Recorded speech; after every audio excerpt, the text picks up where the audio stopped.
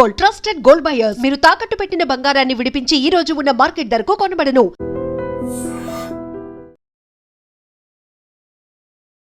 నమస్తే, welcome to I dream talking point with కవిత.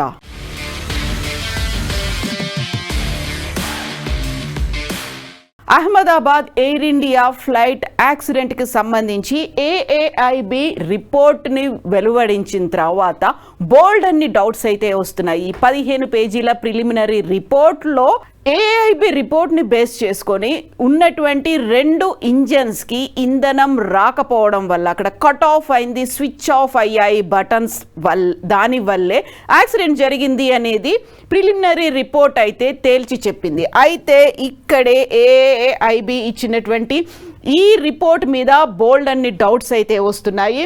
ఇక్కడ మనకు కనిపిస్తున్నటువంటి ఈ 2 బటన్స్కి సంబంధించే ఇప్పుడు చర్చ అంతా కొనసాగుతోంది. యాక్చువల్గా ఎందుకు ఆఫ్ చేశావు అని అందులో కాక్పిట్లో ఉన్నటువంటి ఒక పైలట్ ఇంకొక పైలట్ని అడిగితే నేను ఆఫ్ చేయలేదు అని చెప్పడం, అది మాత్రమే రికార్డ్ అయింది అనేది.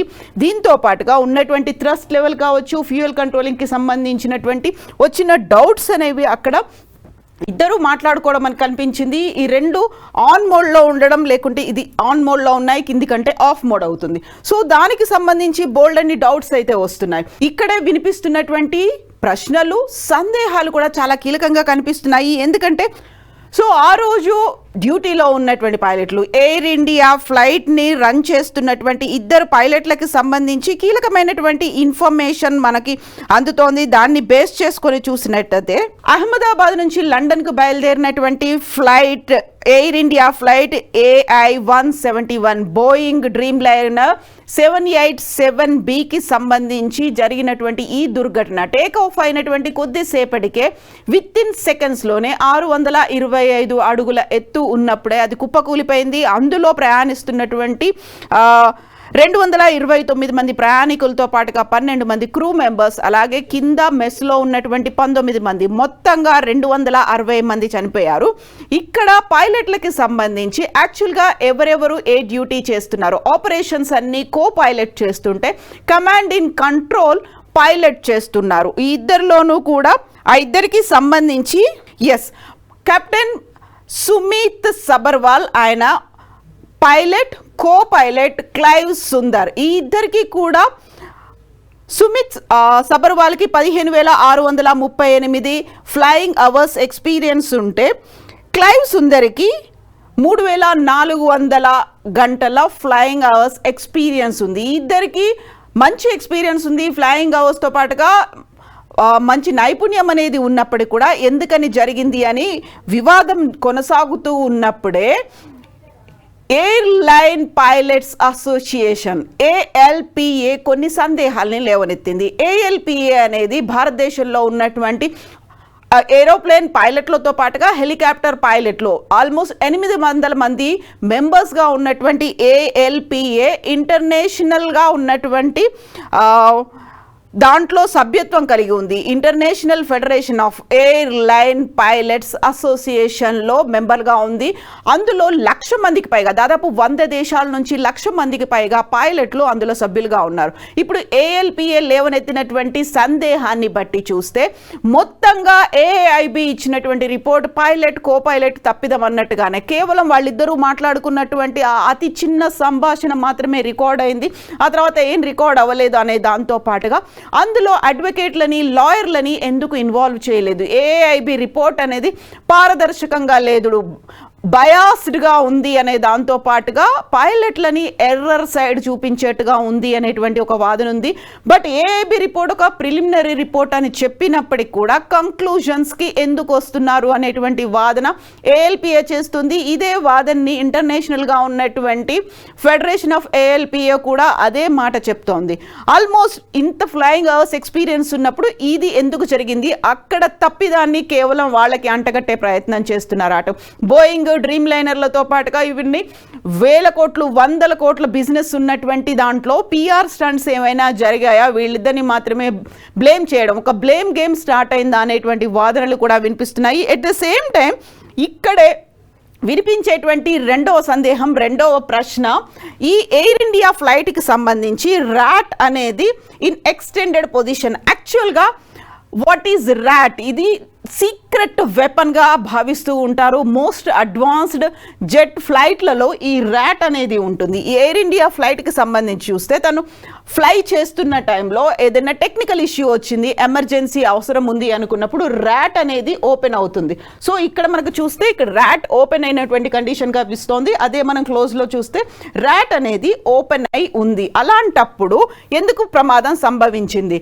ర్యాట్ అంటే ర్యామ్ ఎయిర్ టర్బైన్ అనేది చెప్తూ ఉంటారు. ఇక్కడ మనకు కనిపిస్తున్నటువంటి ఈ విజువల్ని బేస్ చేసుకొని చూసినప్పుడు సో ఇక్కడ చాలా మనకి కింద కనిపిస్తున్నటువంటి చిన్న వింగ్స్తో కనిపిస్తోంది ఇది ర్యాట్ అనేది. దీన్ని సీక్రెట్ వెపన్గా చెప్తూ ఉంటారు. ఒకవేళ ఎమర్జెన్సీ కండిషన్ ఏదైనా వచ్చింది, ఇప్పుడు అహ్మదాబాద్ ఎయిర్ ఇండియా ఫ్లైట్కి సంబంధించి అక్కడ 2 ఇంజన్లు ఫెయిల్ అయిపోయాయి, ఇంకా దాన్ని కంట్రోల్డ్గా ఇయ్యలేకపోతున్నారు అనుకున్నప్పుడు సడన్గా ఇది ఆటోమేటిక్గా దానంతట అదే ఎజెక్ట్ అయ్యి బయటకు వస్తుంది. దాంట్లో ఉన్నటువంటి విండ్ పవర్తో, అక్కడ హైడ్రాలిక్ విండ్ పవర్ అనేది ఉంటుంది, ఇన్కమింగ్గా ఉన్నటువంటి హైడ్రాలిక్ విండ్ పవర్తో కొన్ని ఇంజన్లను అయితే ఆన్ చేయలేదు, కాకపోతే హైడ్రాలిక్ విండ్ పవర్, ఈ ర్యాట్లో ఉన్నటువంటి విండ్ పవర్ దానికి వైటల్ ఎలిమెంట్స్ అనేవి ఏరోప్లేన్కి సంబంధించి ఏవైతే ఉంటాయో వాటిని ఆపరేట్ చేయడానికి యూస్ అవుతుంది. సో ఈ ర్యాట్ అనేది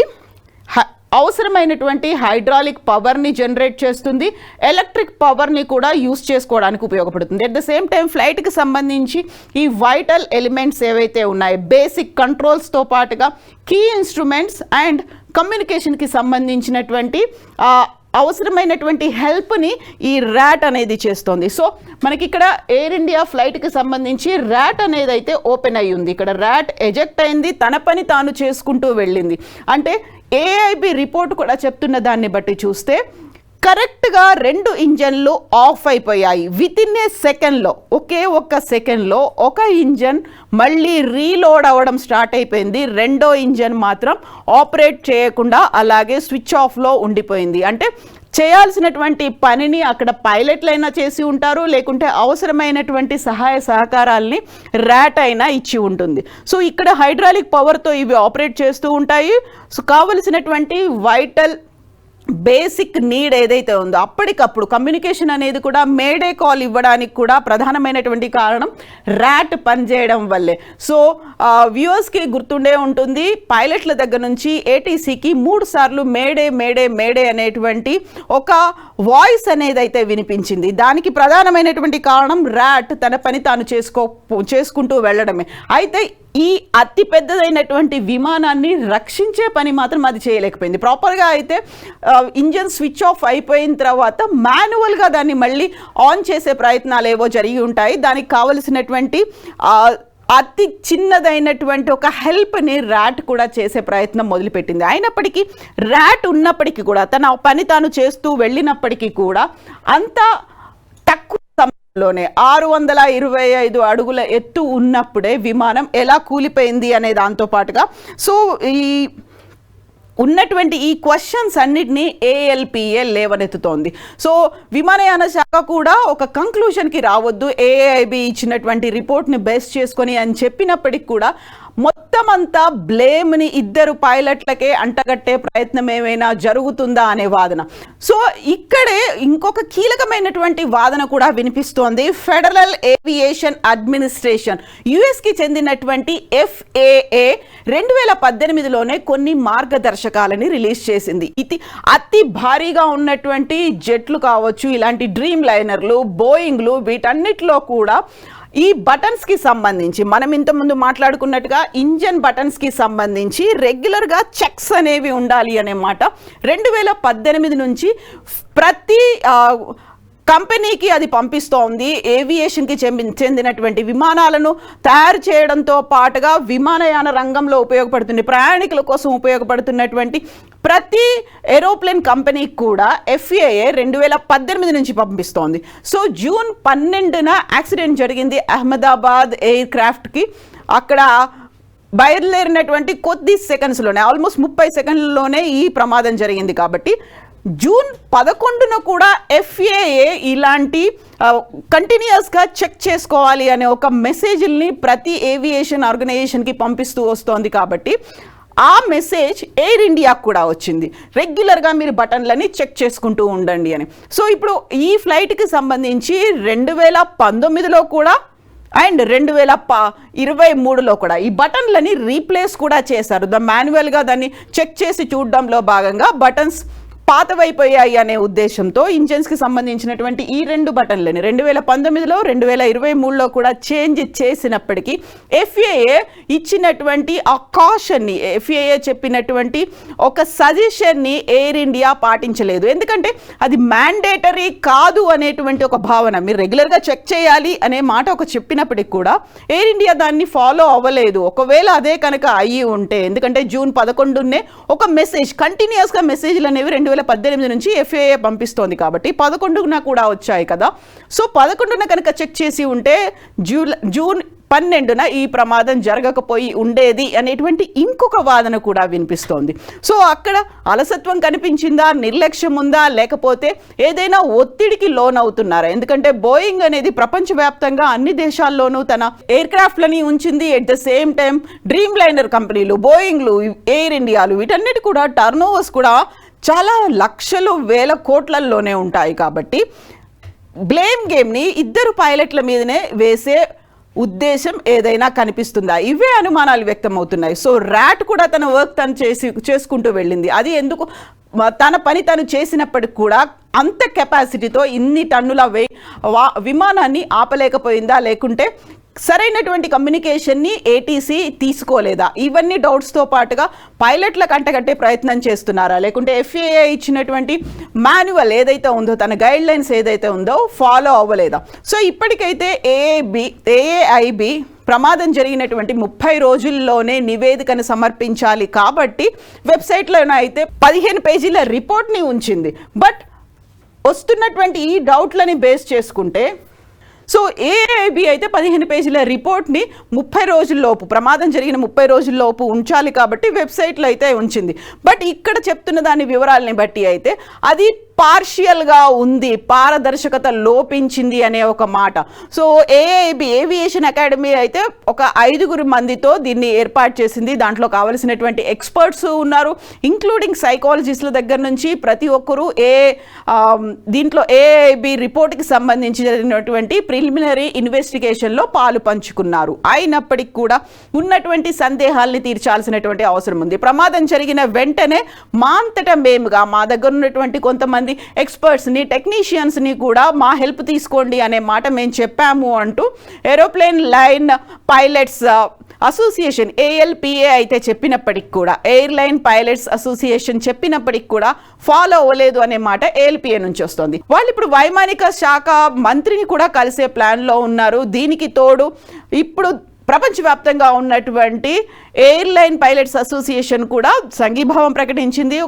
దీనికి సంబంధించి ఒక పారదర్శకత ఉండాలి, నిష్పాక్షికంగా జరగాలి అనేటువంటి ఒక మాట అయితే వినిపిస్తోంది.